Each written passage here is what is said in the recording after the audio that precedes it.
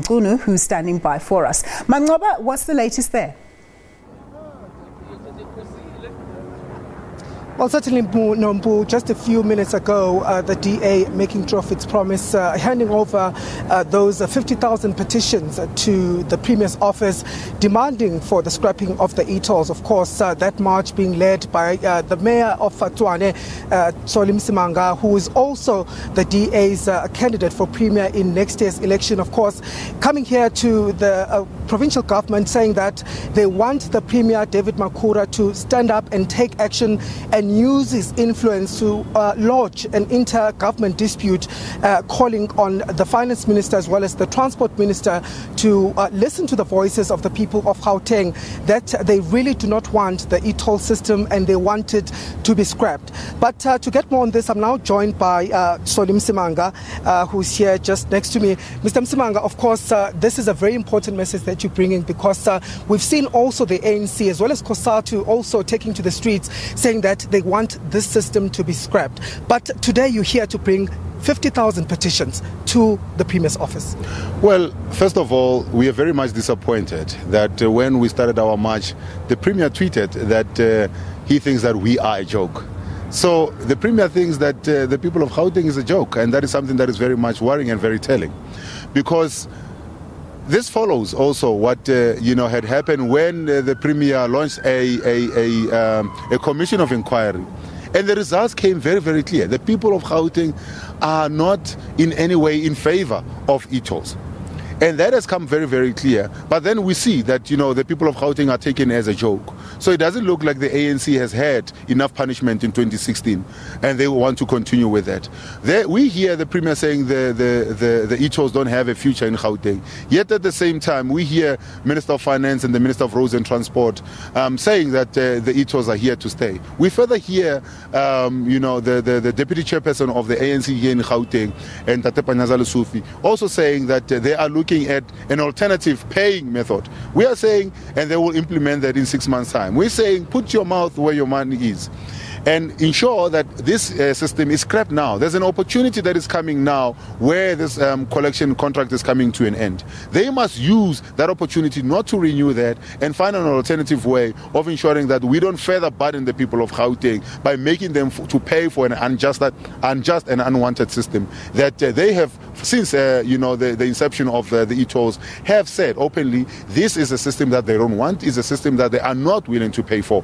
And now the ANC, being arrogant, thinking that the people of Gauteng are a joke, continuously mislead the people of Gauteng and continuously now to ignore the plight of the people of Gauteng.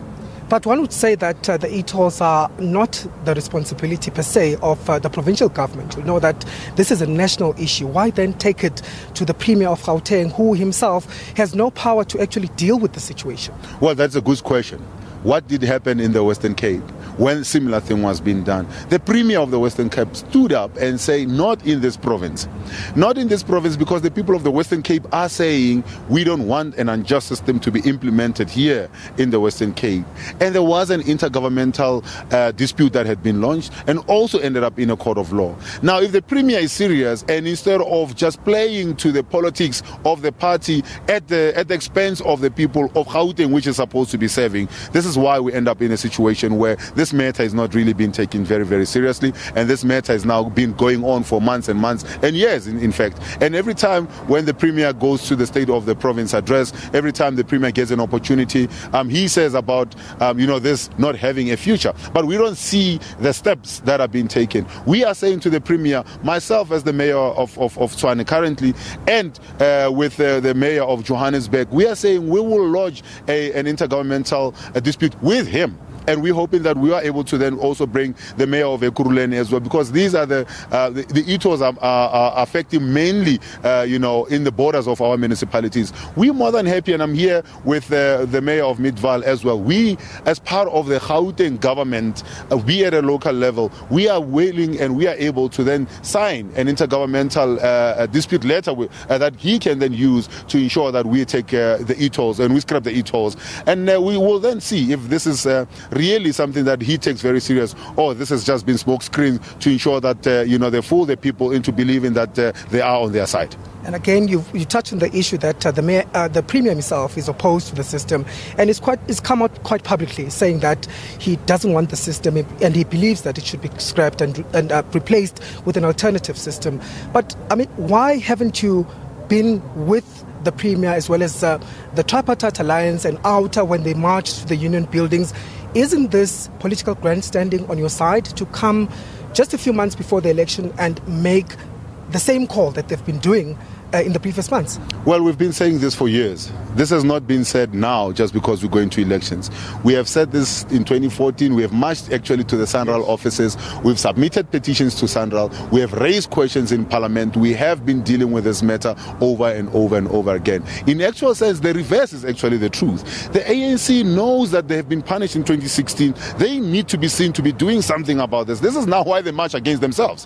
Why would the SACP Secretary General not listen to the SACP when they're behind closed doors and have to wait for them to march for him to listen to them? Because Blade Nzimande is the actual Secretary General of the SACP, who happens to be the Minister as well of Roads and Transport.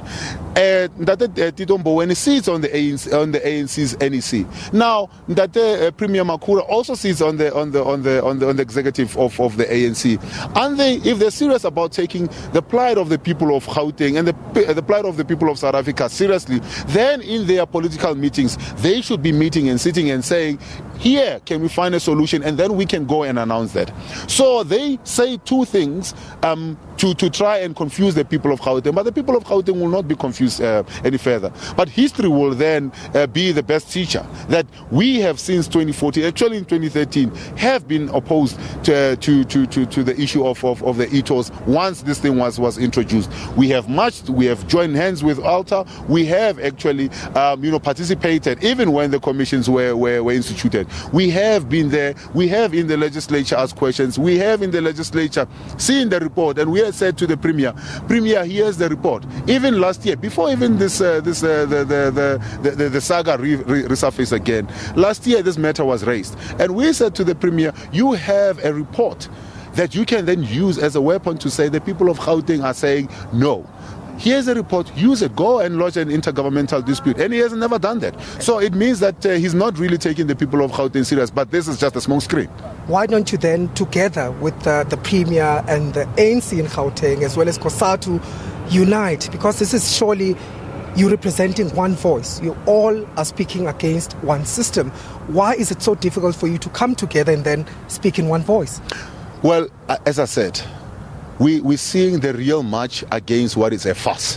What is a fuss is people who have an opportunity in a boardroom, who have an opportunity in St. George's, that's where they normally have their meetings, to sit and say, this is a system that the people don't want.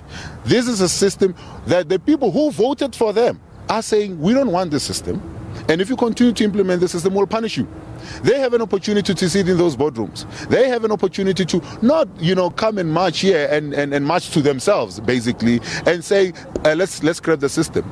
But they've done that because they've realized that they are now pushed into a corner by their own colleagues who they should be sitting around a table with and ensure that the system is scrapped. But they continuously say something in public and then say something again in private. Again, I reiterate, the same Gauteng ANC that said that, the e-toll should be scrapped now comes and says we now need to look at an alternative paying method of this. Instead of scrapping it, they are now saying, no, in 6 months' time, then we'll look into, an alternative paying method. The underlying currents there then says that they are not serious about scrapping the e-tolls. They just want to buy time to go past the election period and then ensure that they come out arrogantly tell us that the system, will remain. And we are saying that here and no more. The system needs to be scrapped. If they're not going to scrap the system, the people of Gauteng must and should ensure that they are punished and not get, to govern Gauteng past 2019 elections.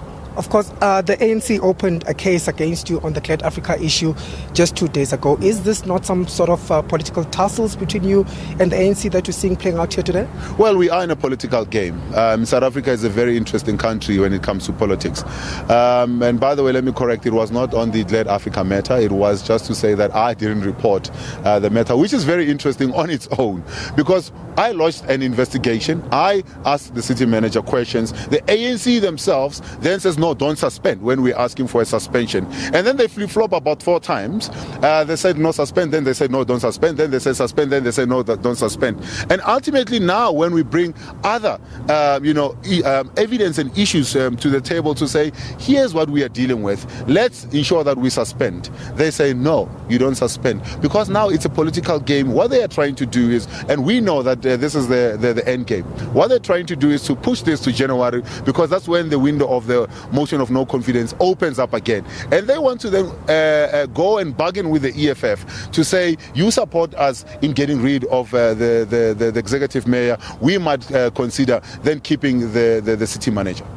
Thank you very much. That was Mr. Salim Simang speaking to us there after following the handing over of those petitions to the provincial government. And of course, we spoke to the provincial government, and they've indicated that they will be passing those petitions to the National Transport Department, as they say that it's not their responsibility. The issue of e-tolls is not their responsibility, and they're saying that indeed they are going to be taking those to national government, where they will be addressed then. Okay, thanks for that, Mangoba.